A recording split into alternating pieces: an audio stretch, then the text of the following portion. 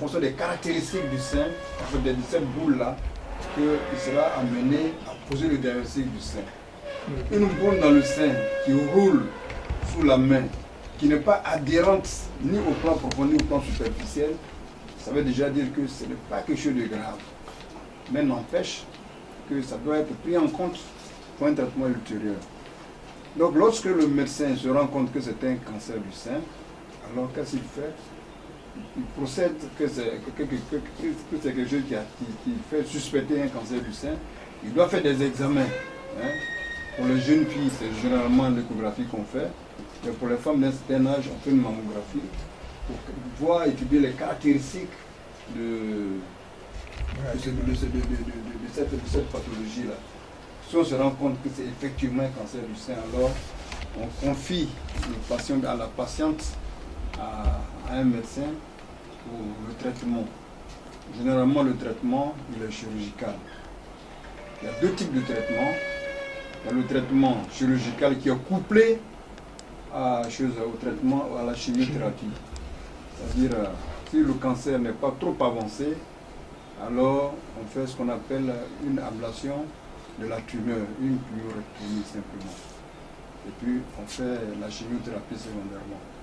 Mais si c'est un cancer qui est assez avancé, alors qu'est-ce qu'il faut faire? On fait une ablation du sein. On appelle ça une mastectomie, couplée par une chimiothérapie. Mais lorsque le cancer est dépisté très tôt, les guérisons sont possibles. Parce qu'ici en Côte d'Ivoire, nous avons un service où on fait, où il y a une prise en charge totale des femmes qui sont porteuses du cancer du sein, c'est-à-dire le Serge Trèche, avec le professeur Abdoubi qui est le chef de service. Dès que c'est pris très tôt, alors la chirurgie est couplée à la chimiothérapie, on a vraiment une guérison dans la majorité des cas.